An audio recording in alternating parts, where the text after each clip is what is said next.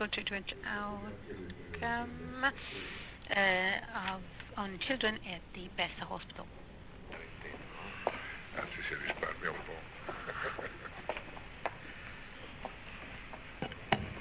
Io parlerò della I'm going to talk about pediatric cases, and the more I follow Chiari children, the less we know, because really it is a multiform, multifaceted disease.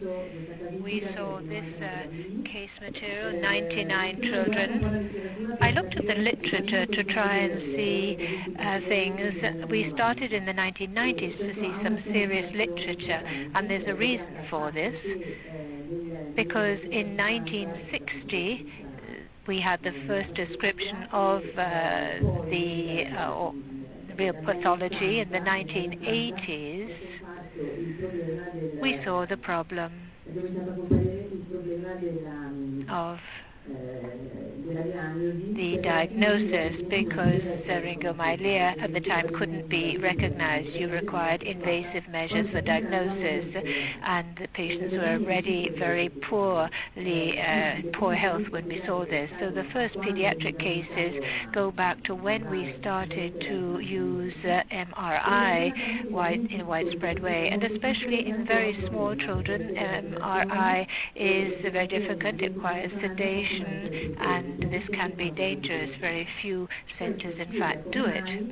This explains why in our operated patient case material we have had an increase in recent years of children diagnosed and operated on. The clinical story is very long, because they're patients that were operated on, but they started having symptoms 3 years previously, and in the meanwhile they developed syringomyelia.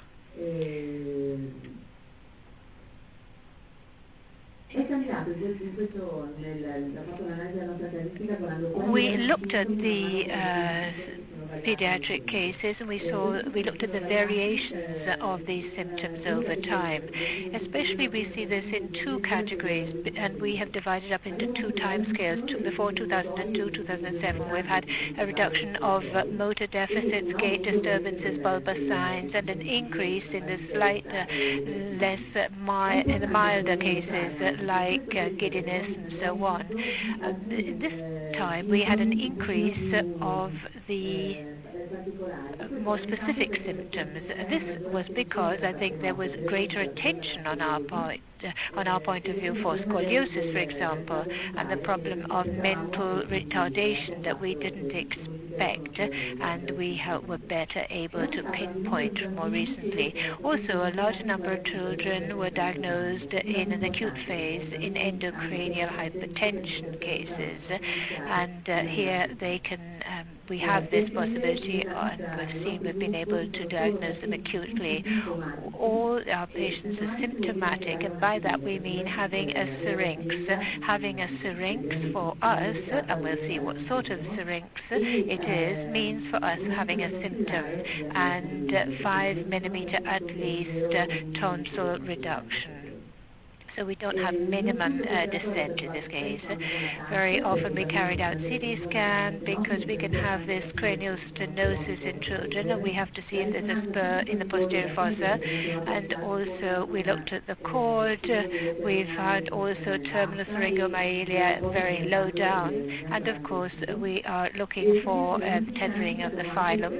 And recently we have done flow studies, which gives us also the immediate post-op results or outcome. We don't do this in all patients, only in some cases, but we look at the joint for malformations. This study, we think, should be more widespread. The result of children that have language problems as well perhaps would be a good idea, and we could do this with functional studies. First of all, we have to exclude and make a differential diagnosis of CSF hypertension, cranial hypertension, because there we have specific characteristics. But even if we've done this, we have nonetheless a very wide range of patients, both because of the presence of the syrinx, also of the type or the length of descent, and also cranial stenosis. Some are very, very specific, and also the cranial vertebral joint deformity is different. So there are very different range of cases here. Here we see the age range. There's no gender prevalence. One important thing, in children, we have, of course, seen that children grow and that cranium can change. On the left, you have a little girl of 1 with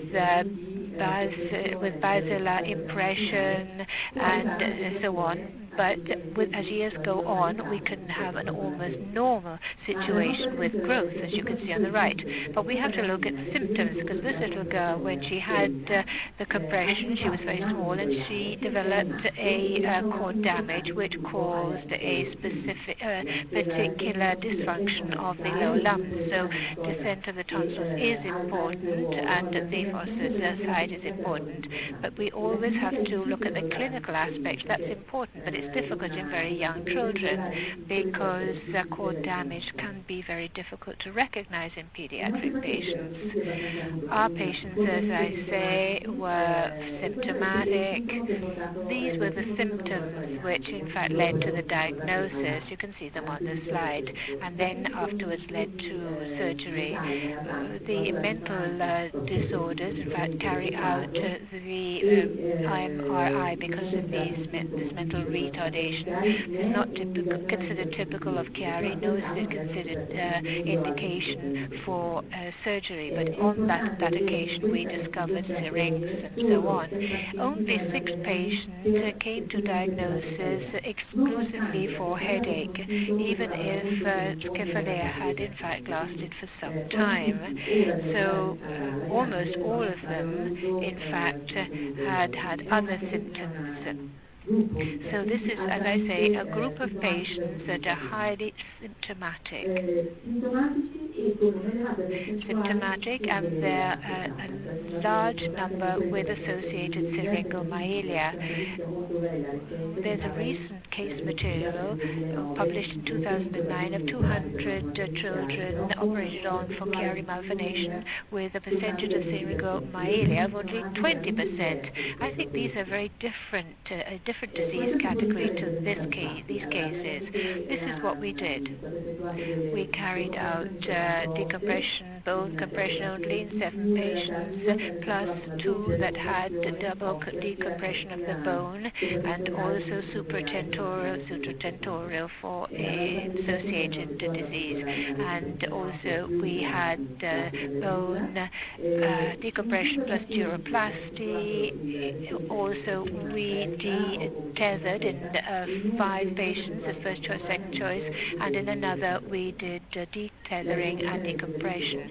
You can see how we do the decompressioning. We put the patient prone. Only 2 patients of the first series were operated on in a sitting position. Craniectomy has progressively been reduced in terms of our superior extension of the session, because of course we expose the cerebellum, and of course we might have problems afterwards, but we have increased the decompression at the level of the foramen, especially in this area, in other words, and we'll see why later. Duroplasty we carry out practically always in our patients because complications of duroplasty have been very few. 4 revisions were carried out, including this little girl who in fact had also a CS leak. Now the way we open the dura, we realize, is somewhat different to other centers. We don't have a Y incision. We don't expose the cerebellum. We open linear, and the plasty is placed so that it is wider at the cranium spinal passage, and we haven't used autologous graft, and I'll go back to this later. We, in these years, have tried not to open the arachnoid unless we wanted to resect the tonsils to avoid CSF leak, for example. I don't know if you can see this, but this arachnoid which comes out,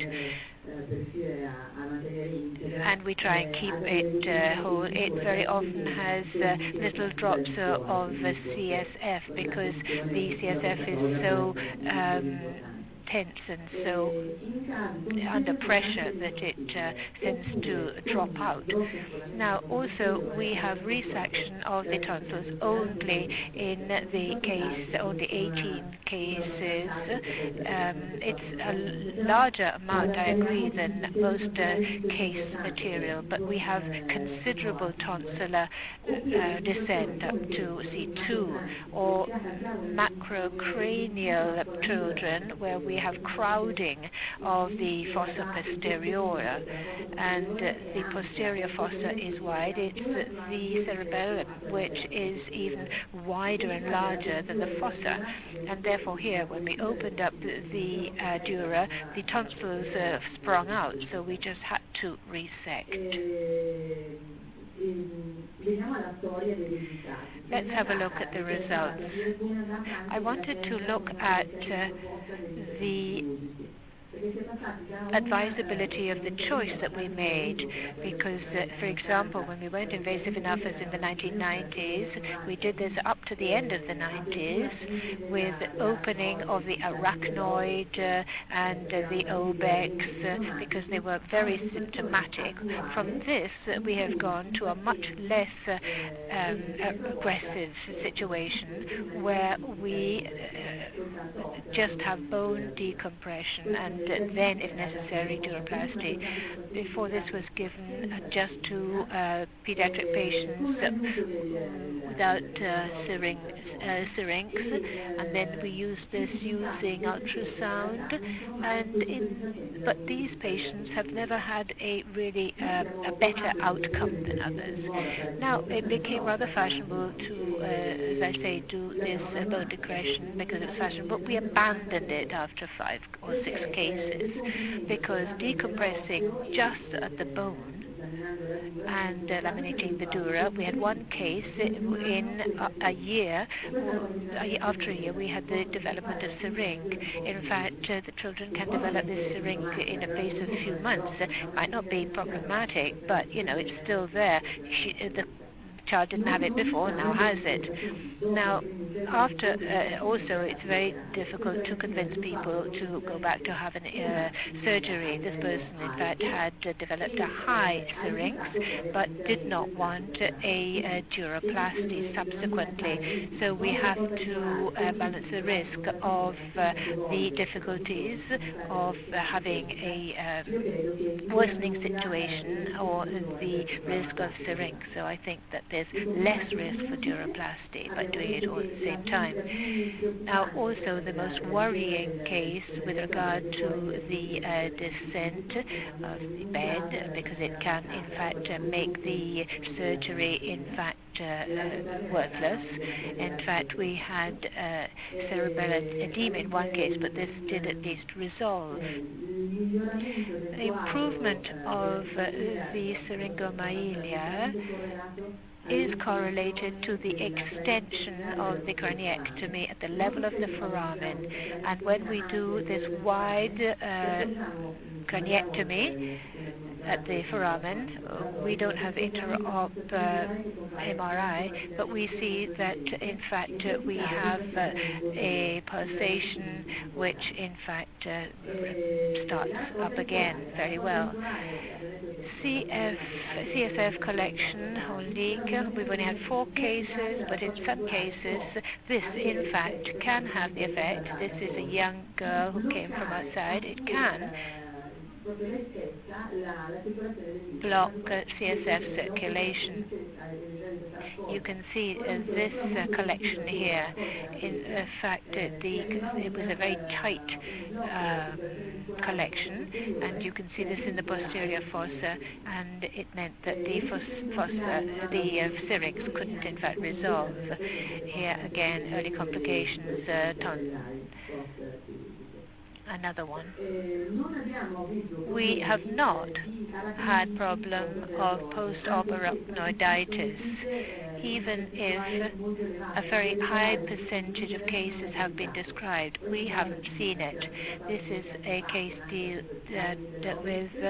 with the obex of the fourth ventricle was excluded and was operated on elsewhere, but the results were good. This is a recent case, an interesting one. I don't know if it's a surgical complication or not, but it gives us food for thought with regard to the origin of the malformation. This young girl underwent posterior fossa decompression, macrocraniac with a posterior fossa, which is very wide with a large cerebellum. Again, we had good sagittal sinus. You can see that we had the development after a couple of weeks of this thrombosis of the sinus, which became important because we had a very severe headache because of the collection of CSF. We didn't have coagulation problems, even if this was a familiar complaint, and in 3-4 months, in fact, the sinus was opened up and the child is now okay. So this sinus thrombosis, was it a surgical complication, or does tonsillar descent also include or is accompanied by another disorder, which in fact we just by chance found out in the post-op period? So there are many doubts here. The associated craniovertebral malfunctions and problems. These malformations can't really be called a chiari, according to what you've all said yesterday, even if we have a malformation of the joint, because the fact is that the dens goes up. Here we found 20% of patients who had various anomalies of the passage, and despite the fact that some of them had basilar invagination, complex situation at the level of the passage, clear instability, none of them needed post-op fixation, something we might have thought.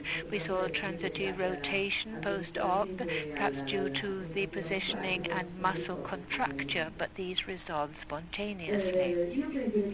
I think the fact that, for the level of the tonsils, this is what indicates to us what we should do and how far we should go in decompression. The position of the tonsils was very low in some cases, as far as C3 in some cases, but resection was fairly low and small.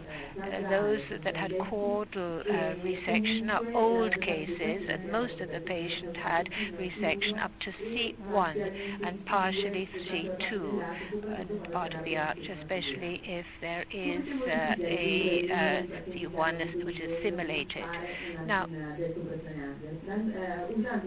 we extended the tonsillar coagulation rather. When we saw that the tonsils are below through the adenoid, but at that point where I made the decompression, well, a resection or coagulation allows me to reduce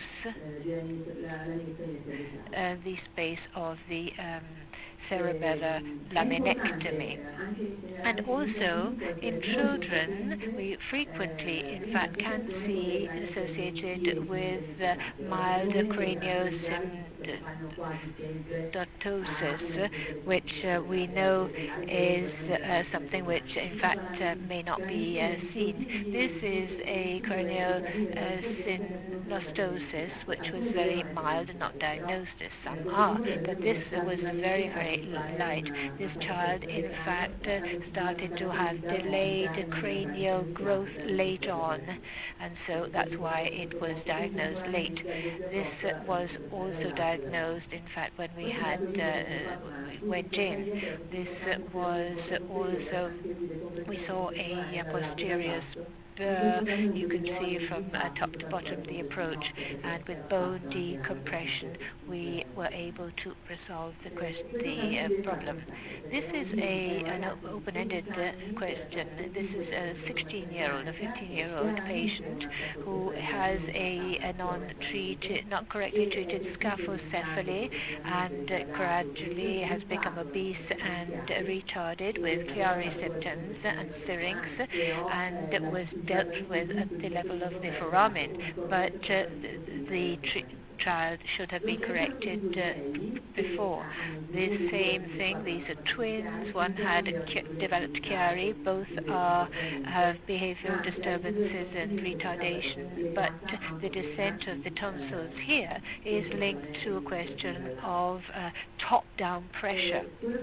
What happens when we deal with the craniostenosis correctly, especially when we have sagittal synostosis, because we prevent the cranium developing upwards. And when we do the surgery, we can in fact allow for more normal growth, so we prevent late onset Chiari malformation, which could appear if we have in fact a closure of the posterior fossa suture. Now, again, in these cases too, we could have late onset of Chiari symptoms with endocranial pressure of considerable amounts. We don't have cases of hydrocephalus with descent of the tonsils, because this pathology is part of the treatment of hydrocephalus, and everybody agrees that the best thing to do is to first of all treat hydrocephalus and then pathology. More complex is the group, a significant group. We're talking of 13 children of all our cases that didn't have a small fossa, but on average had behavioral problems that linked to macrocrania. They haven't been studied from a neuropsychological point of view however.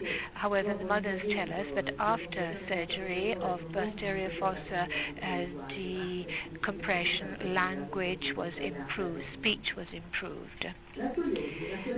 Scoliosis, this is the problem for which syringomyelia, it must be treated in small patients, and where the children are very different to adults. In 5 cases, scoliosis in these cases was the cause of diagnosis, and in one case we weren't able to treat this. This is a little girl who had descent of the tonsils with syringomyelia. This is scoliosis. After surgery, we did MRI after 1 month, month and a half, because in fact the syringomyelia takes a long time to wane, and we have an idea of the flow only then. You have good flow, and the scoliosis got better as well. Here, the course of the sclerosis was an arachnoiditis. You don't see all the roots in the bottom. Syringomyelia was small. It sufficed it to have a small syringomyelia to develop considerable scoliosis. That this little girl will have to be operated on for scoliosis, which is a major operation. Very briefly, with regard to associated tethered cord, we're going to talk about this more this afternoon. Heard from Professor Milora, read some of the literature. We are more careful now to the symptoms that he has talked about extensively, which must make us think of an associated spinal problem. And these are here. These are the symptoms, and he talked about them brilliantly. And the important thing is to look for urodynamic problems, and deformity of the lower limbs and pain in the leg. We've had 5 or indeed 6 cases with clear tethering, and X-ray showed this cord, which is very rigid. You can see it's very taut. And here we carried out very different treatments. 5 patients these. The first was the one that you talked about already, that had detethering and decompression and dyspnea symptoms. The other patient had platypsia, and first of all, cranium decompression increased in syringe was the result, and then she was detethered. 3 other children, first of all, underwent detethering, and then afterwards, we are now observing them to see what to do. One is that problematic child that we couldn't detether, first of all, because the roots were involved with this arachnoiditis because of another problem. We haven't had any case of occult syndrome. Results overall for the major symptoms that the patient had, we saw improvement in a large number of cases. Even in patients that didn't improve in terms of syrinx, we did a redo. The literature talks of having to do redo for arachnoiditis. Despite the fact we have long follow-up, we have never found done this, probably because the dura that we use for the plasty is synthetic, and therefore we don't have problems of adhesions as you might have for the periosteum. These are the symptoms that have improved. These are the odd symptoms that we had unexpected improvements. For example, patients with autistic problems, we had behavioral improvements, and especially we had improvements in speech, whereas nothing happened for associated symptoms with regard to the crises and seizures that we talked about yesterday. The syrinx has been reduced and become smaller in a large number of cases. I mean, only 47, but more than 90% nonetheless of these did have reduction of syrinx. And in my view, this is something that we must try to have in young children, small babies. This person had decompression, which was perhaps posterior and only partial, and it was only partial decompression. She is nonetheless therefore developing scoliosis. From 6 to 10 years, she has a curvature of the spine increasingly. So an important symptom and the thing in children, and our goal in children, is not to have, as we do in adults, stabilization of the syndrome. What we have to try and do is to get rid of it, especially if the diagnosis is early, because what you can see is that sometimes you can get a really important reduction in syrinx. These are syrinxes that have formed recently, so it's all important to do something about them. And therefore, I think a wait-and-see policy is not justified in syrinxes in children of this type. You can see disappearance of the syrinx. This is a high syrinx, which in fact was resolved in a couple of months. Again, other resolution. First of all, we do a CSF flow. I'm sorry about this image, which is not good, but we can see in the posterior fossa we have resumption of flow. Here we have reduction of the syrinx in a case where we had tonsillar resection because the previous surgery had not done it properly. So these are our conclusions. In the pediatric age, there are CMI cases which differ in pathologies and symptoms, and therefore we have to have a varied approach to the treatment.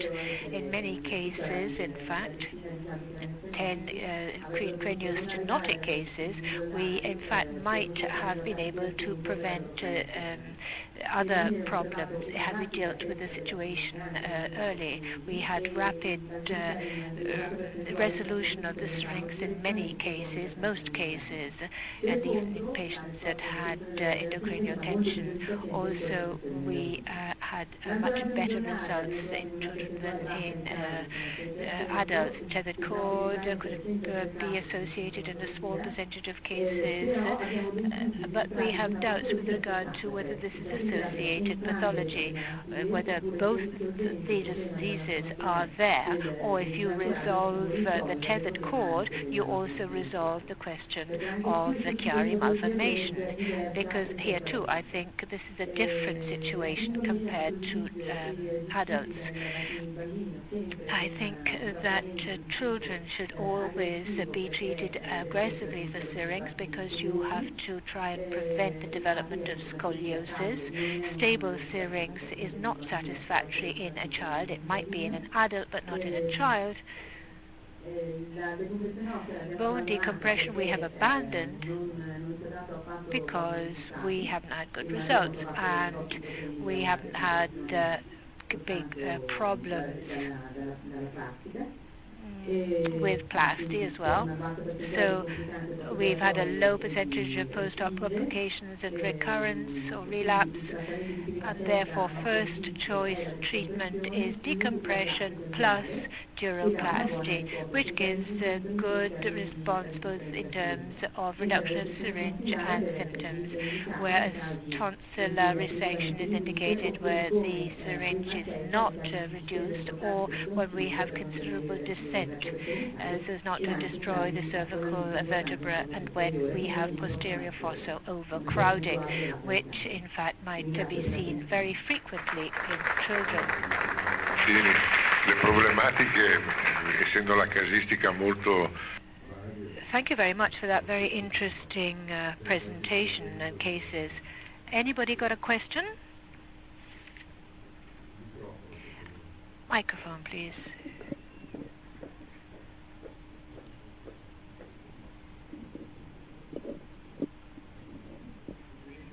Congratulations. That patient that was shown this morning with lipoma and a Chiari, what symptoms did that patient have? How come you did the two things at the same time? Other thing on malformations, you showed it very quickly. From what I saw, posterior decompression was carried out. You didn't show the controls. In adults, posterior decompression, when you have a severe situation, doesn't solve the problem. In fact, worsens things, especially with the associated Chiari. The detethering now, I think occult tethering is not seen, of course, but it's not studied well. This because there was a patient that I thought I saw had an axial dysplasia. Yes, she had that. She had that as well, I agree. It's very important to see this, but I ask what the clinical significance is. All these people that have axial displacement perhaps belong to a group. They have syndromes.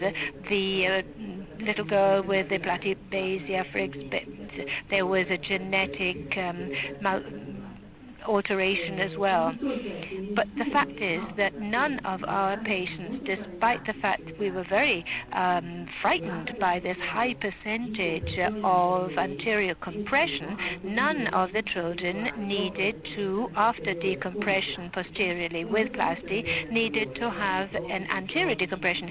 We were ready with nails and fixation and all that, but it wasn't necessary. It didn't happen because clinically they did well. We showed, we didn't show the pictures, especially that little girl had a marvelous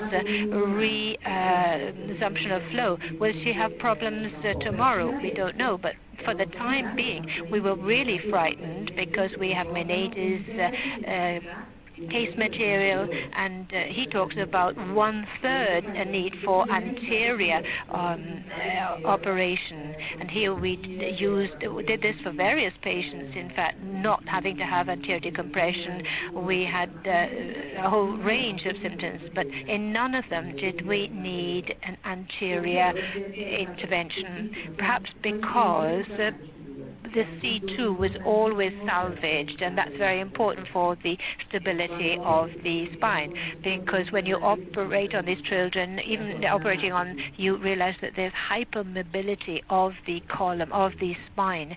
You can see it. Any other question?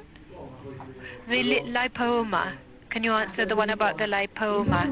The lipoma was this odd case. This is a little boy who came from a range of autistic children. There are 4, or at least they have autistic behavioral patterns, and their motor disturbances were very considerable in the lower limbs. They're very difficult to assess, but their motor disturbances were, they had drop attack.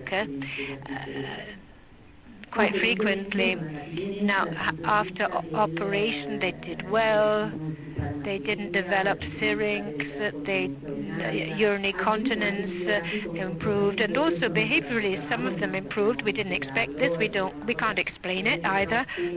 But with children who are autistic, decide what the improvement is. Well, that's difficult. But the neuropsychiatrist said I was able to reduce the number of drugs. That was their yardstick, if you like, because we were really quite worried because these are very difficult children to keep in bed. They have very specific behavioral patterns, and therefore they're very difficult to assess. With regard to the child who had the posterior sinus or the sinus thrombosis, could it be hypertension of the CSF? It's a rare complication, and we have seen this spontaneously, but also in secondary forms as well. Well, I think that Mrs. Caparini saw that, and she knows a lot about CSF hypertension. She carried out the MRI with contrast medium, and liquor hypertension was not talked of. This person had CSF hypertension, and there was this collection which in fact formed 2 weeks after the surgery, and we punctured it, and we found that there was great pressure there, and after that the situation resolved. My hypothesis here is this is a person that had circulation problems in the venous sinus, which came and went. And when there was decompression, his typical clinical symptoms like drop attacks disappeared. So the question is, do we have to undergo, we have to treat our patients in this way, which have this sort of circulation problem? I don't know.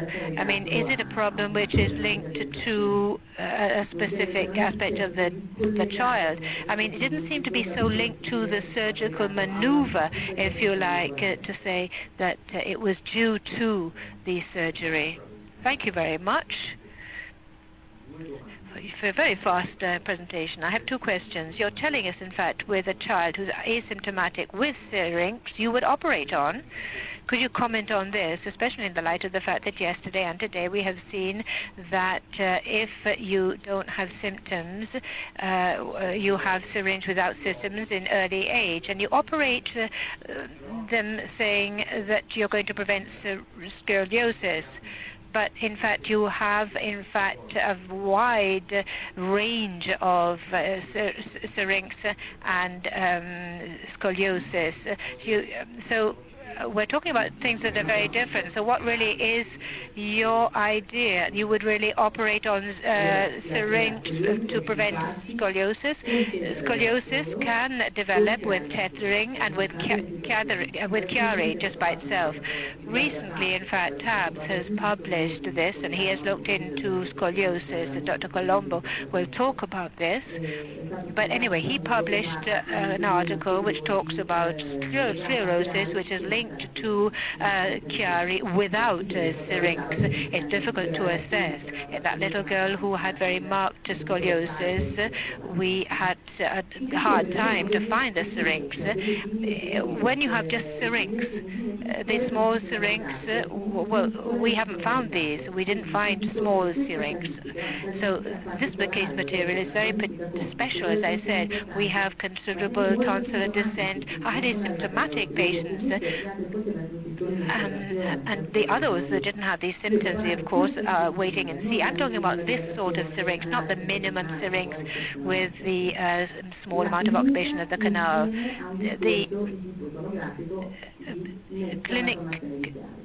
the clinical symptoms and the radiographic indications talk about chiari, and that other little girl that I showed, we should have operated on.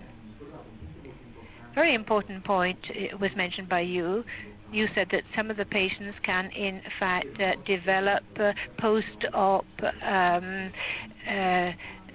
problems that perhaps would require shrinking or steroids. We give steroids generally. We have not seen arachnoiditis, and the literature that talks about arachnoiditis, in fact, are large cases, and they had very much more invasive, for example, plugging of the obex. I mean, nobody does that anymore. It's become taboo. But this was a case series that included that sort of patient. And if you, in fact, read all these cases that go back a long way, the Gardner was, in fact, recommended. We now are following the fashion of really limiting everything. If I'm going to have one choice is another, we tend to pedal very softly, as it were.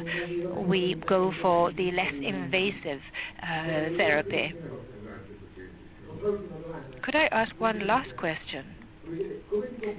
What do you do when you have an adolescent who is sent to you? Because occasionally he has scoliosis, but occasionally with some symptoms, and he's got a large syrinx and he's got chiari. What's your indication? First of all, treatment of scoliosis, which is severe, or what? Well, we've never seen this. I mean, asymptomatic, by the way. The syrinx, which is asymptomatic, we treat. We'll show you in the afternoon detethering of a 4-year-old girl with deforming sclerosis, and the scoliosis improved netly. She went from a case of scoliosis that required surgery to one that didn't. So I think that treating the scoliosis is all important in the syringe. Thank you very much. Now I'd like to give the floor to the